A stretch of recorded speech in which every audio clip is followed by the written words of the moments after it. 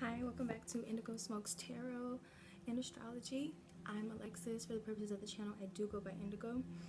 This video is going to be more of an astrology, numerology focus in regards to 2020.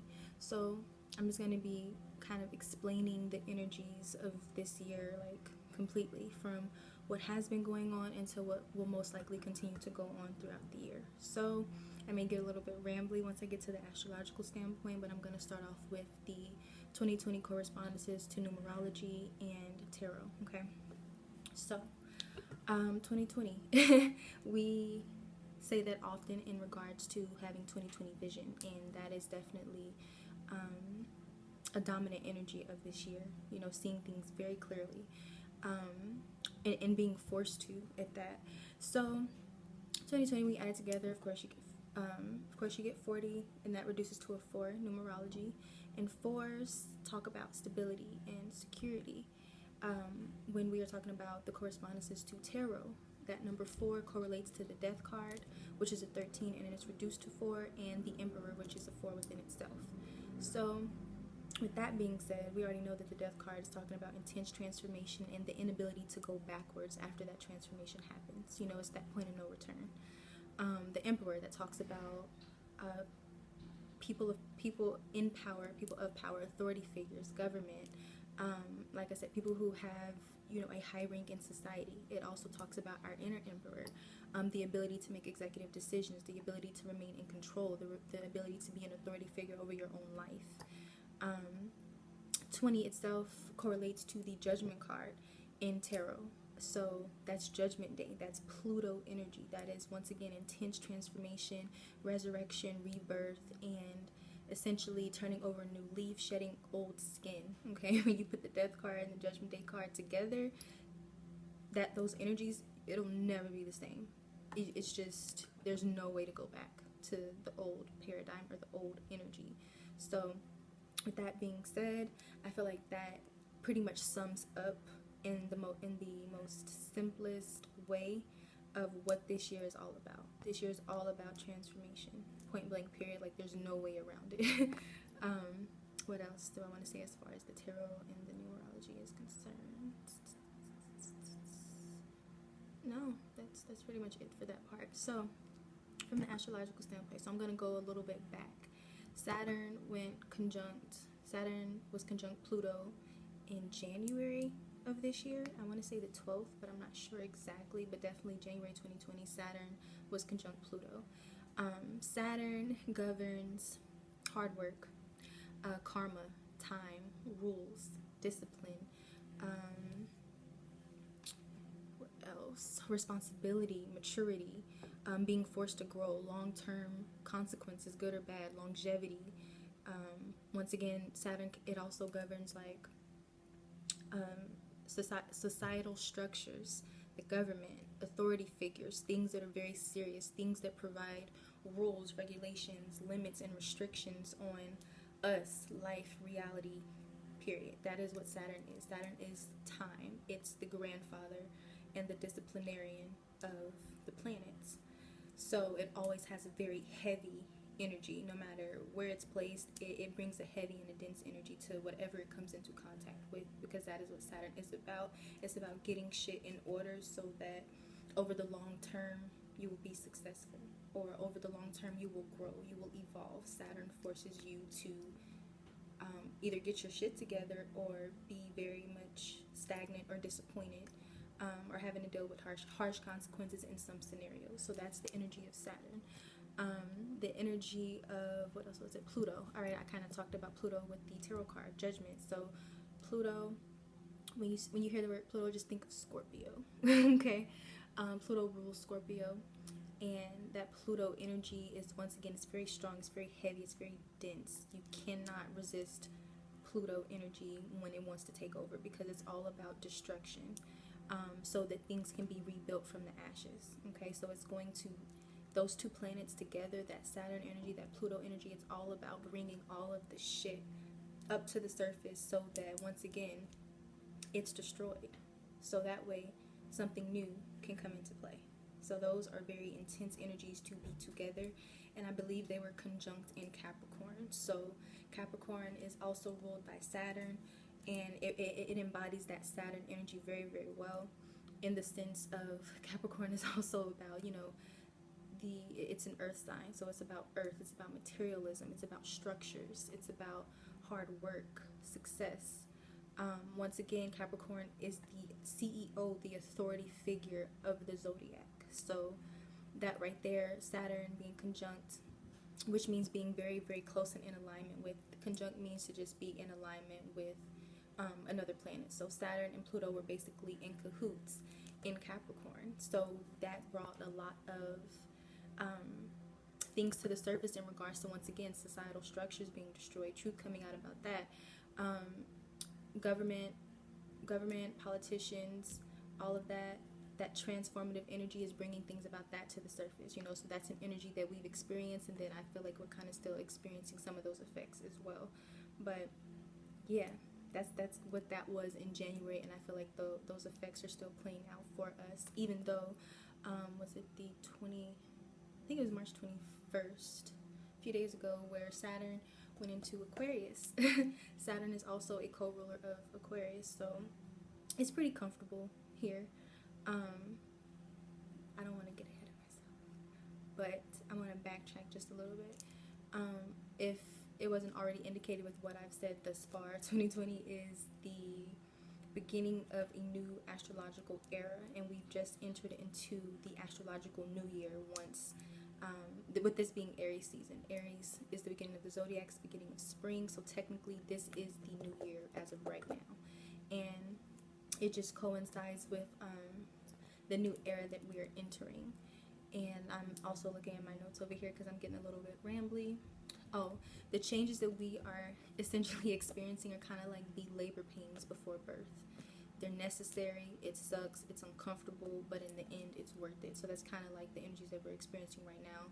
Consider this year to be like a threshold or a liminal point between how it was and how it's going to be moving forward, because like I said, those transformative energies, you can't really go back to the old version of normal. So there's going to be a new normal coming in for everyone as a collective, and this energy basically, it forces us to either cultivate new levels of strength, of resilience, of resourcefulness, of skill, or fold. You know, it's a make or break year for sure. If we hadn't already noticed, 2020 is the year of shit hitting the fan, truths being exposed, needing to realign and ask yourself, you know, what it is that you need to release, what's holding you back, what's stagnant in your life, in your energy, so that you can make space for all of this new stuff that's coming in. Basically, you can either be on board with the transformation or you can fight it and get dragged. That's essentially what this is, because Pluto, nor Saturn, nor Aquarius particularly care about, you know, feelings or what's comfortable. You know, it's all about revolutionizing things, especially Pluto and that Aquarius energy. So I just want to make sure I said everything from my notes in regards to that before I get to the Saturn in Aquarius part. I kind of already said this. So back to the Saturn conjunct Pluto and Capricorn, that brought a decay and a breakdown of societal structures as we know it. It's an energy that has forced people to face their shadows and their fears, on a personal level, as well as we're being forced to face things as far as our culture, personal and societal issues that can no longer be pushed down and suppressed, denied, or resisted. And let me see, that energy also forced us to separate from the non-essentials. If it's not absolutely necessary, if it's not working, it has to go. So forging new forms and new structures and new paradigms is what is kind of, that's what's happening right now. What else is here? This energy, the Saturn, the Pluto, the Aquarius, it's not meant to be easy. It's not designed for that. There's nothing casual or light about it. It's meant to be uncomfortable, because it's only when chaos happens, it's only when things become uncomfortable that people are forced out of complacency and stagnancy and falsehood. You know, it's the energy that has to shake things up. Otherwise, eventually it'll die, you know. So it's kind of like you gotta do your shit. So moving forward, being calm, being determined throughout all of the challenges and all of the things and the changes that are happening, being able to once again tap into your own emperor energy, keeping yourself grounded, keeping yourself focused, being able to make executive decisions is absolutely crucial if you're going to be able to make any kind of personal or just life progress overall, you know, towards the end of 2020. So it's like really having to tap into your inner reserve of strength and control and intelligence and resourcefulness so that you can maximize on this tumultuous energy in this time. Okay. So shadow integration and exploration is something that is absolutely crucial. That way, you know, collectively, we don't have to have another shakeup to get us to face ourselves and our issues and the issues of the collective, you know, just as a whole. So there's that. And I'm going to get into the Saturn in Aquarius, which is what we are experiencing right now, starting from March 21st, and I think till July 1st we'll be experiencing this energy.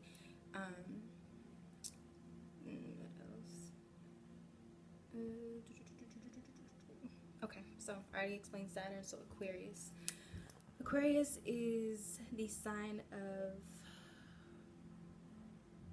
it's a revolutionary sign. It's a futuristic sign.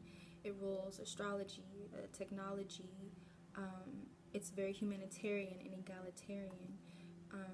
It's all about interconnectedness and the collective, not necessarily the individual. Aquarius is about the people.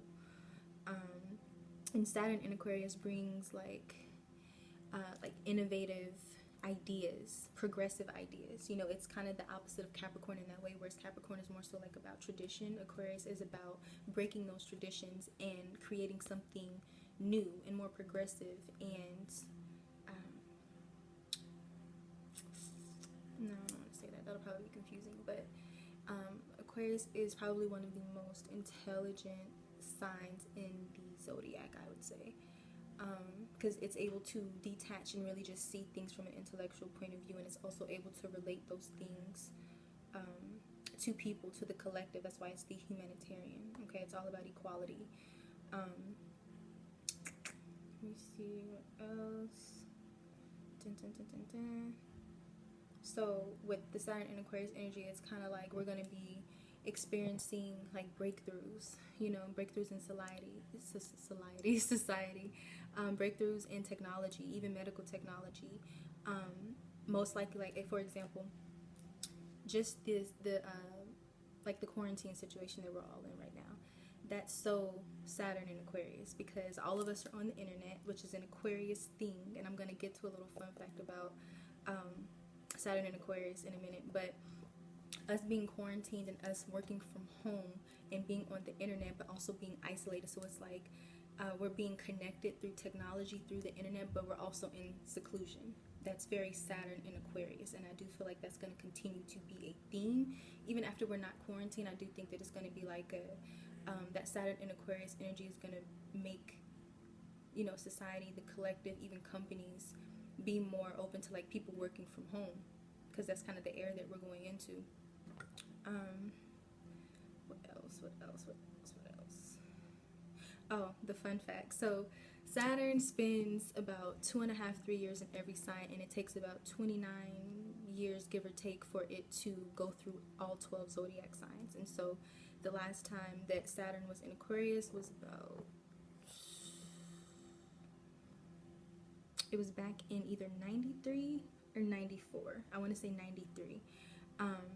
And every time the sign is in Aquarius, progressive things happen. Shit is shook up, you know. Like I said, it takes a very Aquarius is like the one that brings a revolution to things. And the last time that Saturn was in Aquarius, the internet was born. So the www, that became available and open to the public in, I believe, 93. And before that, when Saturn was in Aquarius, and I believe that was in 1962, whenever the Jetsons came out, that show, Saturn was in Aquarius, and that show was so Aquarius. Like, it was all about space age and technology and robots and, you know, flying cars. That's such an Aquarius thing. So that's just, those examples are just previews for the things that could be on the horizon for us, like just collectively. You know, it's going to definitely be an advancement of some sort with, you know, technology and just society as a whole. Okay. And also, I feel like it's going to make it to where there's more power in the hands of the people, not necessarily in the government or the government structures. So that's a very Aquarian thing as well. What else? I already said that Aquarius is equivalent to the internet. Aquarius is the one that technically invented the internet. Okay. What else? Oh, becoming tech savvy. Okay, so even though Saturn is going to be in Aquarius until July, it'll then retrograde into Capricorn for the rest of the year, and then come the end of the year, we'll be heading back into the Saturn and Aquarius energy. So like I said, it's kind of like a preview of what's to come. And I believe once we go back into Saturn and Aquarius at the end of the year, we're going to be in that energy until 2023. So this is, like I said, just a preview. And with that being said, it's like